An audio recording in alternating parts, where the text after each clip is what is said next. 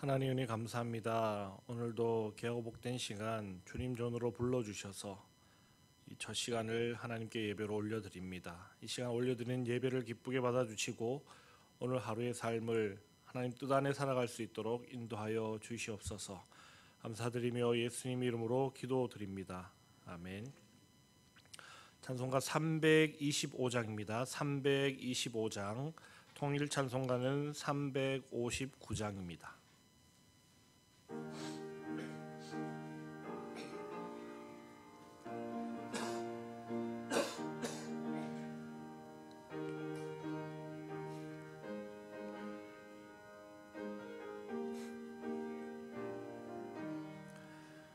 예수가 함께 계시니 시험이 오나 겁없네. 기쁨의 근원 되시는 예수를 위해 삽시다. 날마다 주를 섬기며 언제나 주를 기리고 그 사랑 안에 살면서 딴 길로 가지 맙시다. 이 세상 사는 동안에 주 이름 전파하면서 무한한 복락 주시는 예수를 위해 삽시다. 날마다 주를 섬기며 언제나 주를 기리고 그 사랑 안에 살면서 딴 길로 가지 맙시다. 이 세상 친구 없어도 예수는 나의 친구니 불의한 일을 버리고 예수를 위해 삽시다. 날마다 주를 섬기며 언제나 주를 기리고 그 사랑 안에 살면서 딴 길로 가지 맙시다. 주께서 심판하실 때 잘했다 칭찬하리니 이러한 상급 받도록 예수를 위해 삽시다.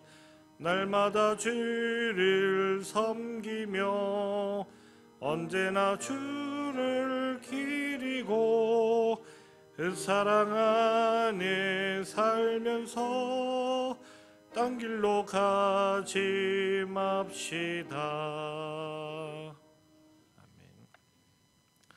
하나님의 말씀 골로새서 3장 18절로부터 25절까지의 말씀입니다.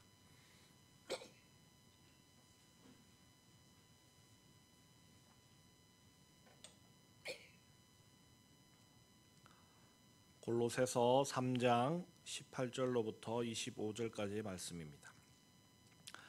아내들아 남편에게 복종하라. 이는 주 안에서 마땅하니라. 자녀들아 모든 일에 부모에게 순종하라. 이는 주 안에서 기쁘게 하는 것이니라.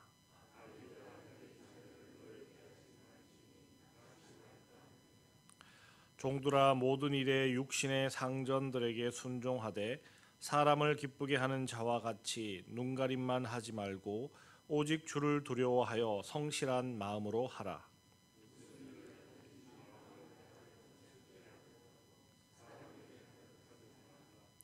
이는 기업의 상을 주께 받을 줄 아나니 너희는 주 그리스도를 섬기느니라. 불의를 행하는 자는 불의의 보응으로 받으리니 주는 사람을 외모로 취하심이 없느니라. 아멘. 신앙 공동체에 있어서 위기는 항상 새로워질 수 있는 기회가 되기도 합니다. 골로새 교회가 바로 그렇습니다.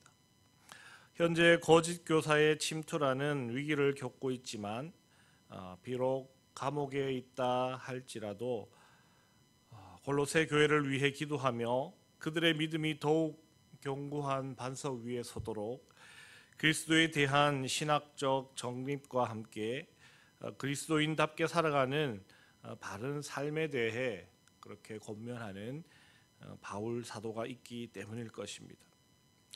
그랬을 때 바울은 오늘 크게 골로새 교인들에게 가정과 사회에서 그리스도인답게 살아가는 삶이 어떤 삶인지에 대해서 말해 줍니다. 바울은 먼저 18절 말씀에서 이 아내들에게 남편에게 복종하라 말하며 그것이 주 안에서 마땅하다 말합니다. 이것은 그저 문자 그대로만 받아들이면 논란의 여지가 참으로 많을 것입니다. 가부장적인 사회를 옹호하는 듯한 느낌을 받기도 하고 이 남성이 여성보다 우월한 존재라고 그렇게 이해할 수도 있기 때문입니다. 그래서 이 내용은 그저 표면적으로 읽고 이해하는 것이 아니라 그 안에 존재되어 있는 내용을 생각할 수 있어야 합니다. 바울은 에베소서 5장에서 이 성령 충만한 성도들은 이 상호 간에 복종해야 한다라고 그렇게 말한 적이 있습니다.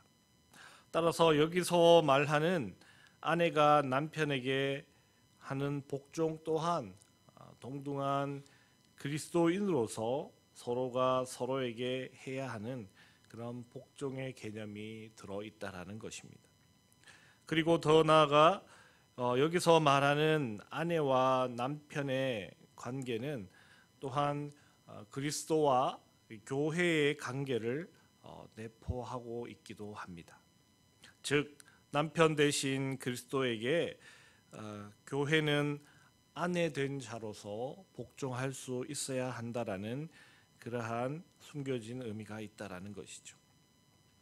그러면 19절에 나오는 남편은 아내를 사랑하며 괴롭게 하지 말아야 한다 하는 말씀도 우리는 쉽게 이해할 수 있습니다. 이 말씀 자체만으로도 그 당시 골로새 교회 성도들에게 큰 외침이 되었을 것입니다. 다들 잘 아시다시피 우리나라가 예전에 그러하였듯이 골로새 교회를 포함한 초대 교회들은 이 가부장적 문화권에 속해 있었기 때문입니다. 따라서 단순히 아내를 사랑하고 괴롭게 하지 말라는 표현만으로도 그 당시 사회 문화에 경종을 울리는 그런 표현이 될 수 있습니다. 그리고 여기서 괴롭게 하지 말라는 표현은 이 뾰족한 것으로 찌르지 말라 하는 것을 의미합니다. 즉 남편이 아내의 마음에 날카롭고 뾰족한 것을 찔러서 상처내지 말라는 것이죠. 그 마음을 괴롭게 하지 말라 하는 그러한 뜻이 되는 것입니다. 그리고 여기에도 18절에서처럼 그리스도와 교회의 관계가 전제되어 있습니다. 즉 교회의 남편 되시는 그리스도께서 이 사랑으로 아내 된 교회를 대해 주신다라는 것이죠. 이와 같이 남편 된 자는 그리스도의 마음으로 아내를 사랑해야 한다 하는 그런 의미가 있는 것입니다. 그리고 이어서 20절에는 자녀들에게 권면하고 있는데 이는 모든 일에 부모에게 순종하라 그렇게 말합니다. 단순한 표현만 봐도 자녀가 부모에게 순종하는 것은 100번 지당해 보입니다. 여기서 모든 일이라고 했을 때 그 전제는 결코 믿음과 신앙의 양심에서 벗어나서는 안 된다는 것입니다. 신앙과 양심에 있어서 하나님 앞에 온전할 때 모든 것은 순종할 가치가 있다라는 것이죠. 그리고 자녀가 부모에게 순종하는 것은 근본적으로 부모를 공경하는 일이 되는 것입니다. 따라서 자녀가 부모에게 순종함으로 부모를 공경하는 것은 자연스럽게 10계명 제5계명인 내 부모를 공경하라는 말씀을 지키는 것이 됩니다. 따라서 자녀가 부모에게 순종하는 것은 결국 하나님의 명령에 순종하는 것이 된다라는 것입니다. 또한 부모는 자녀들을 노엽게 하지 말라고 그렇게 말합니다. 자녀를 노엽게 하는 것은 결국 싫은 소리입니다. 잔소리라는 것이죠. 즉 자녀들이 듣기 싫어하는 소리 자꾸 하지 말라는 것입니다. 그렇다 보면 자녀들의 자존감이 점점 낮아지게 됩니다. 자신이 불필요한 존재, 쓸모없는 존재처럼, 문제가 있는 존재처럼 자신을 인식하게 된다는 것이죠.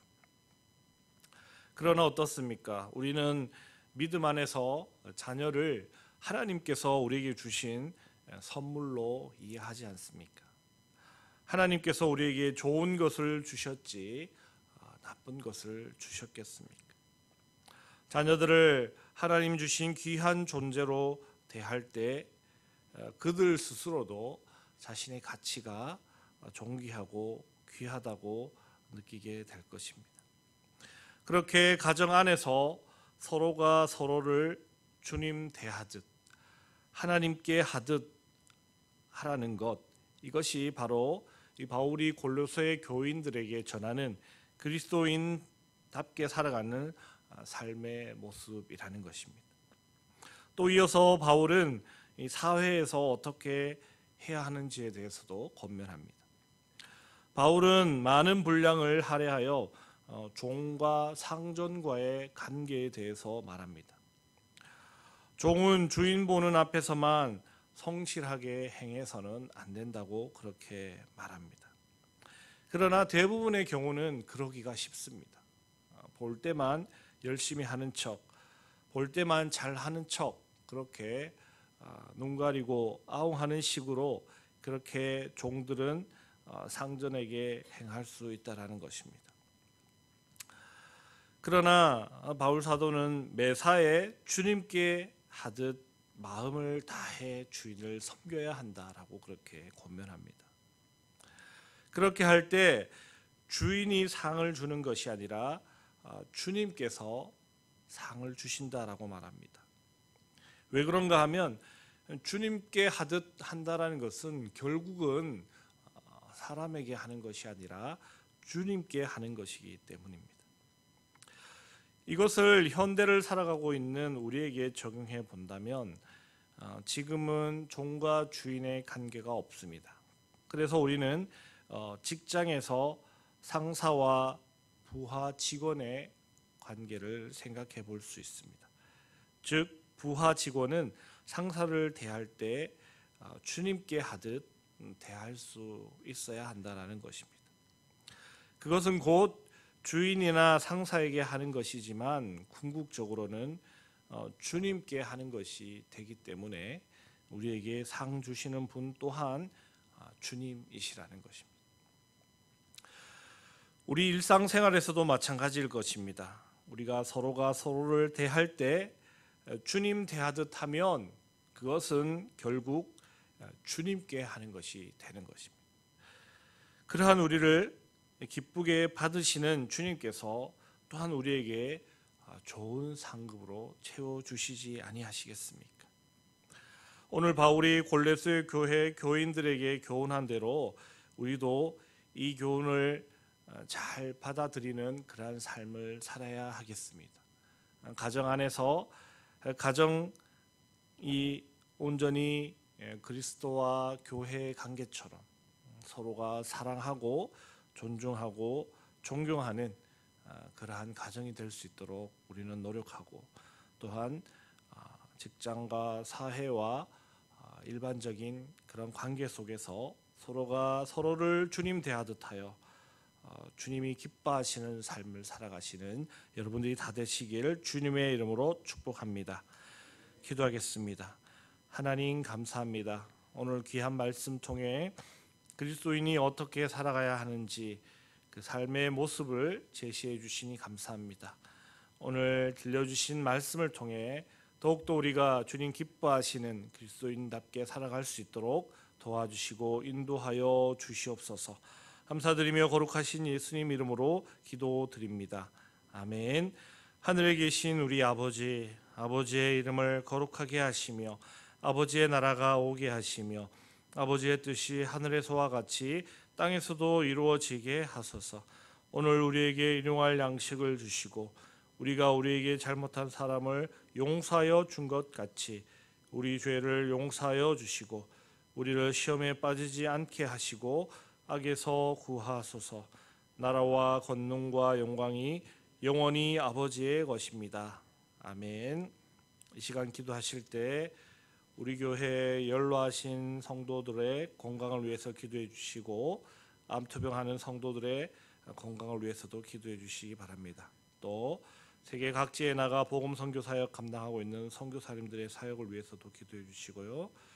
교회 학교 교육이 믿음 안에서 아이들을 잘 양육할 수 있게 달라고 기도해 주시고 이 나라 이 민족이 하나님을 두려워하는 나라와 민족 되게 해달라고 또 우크라이나 땅과 이스라엘 땅에 전쟁의 포성이 멈추고 평화의 왕으로 오신 예수 그리스도의 평화가 속히 도래할 수 있게 달라고 기도해 주시고 또 각자 개인적인 기도 제목 따라 기도하실 때 우리 주여 한번 크게 부르짖고 기도하시겠습니다.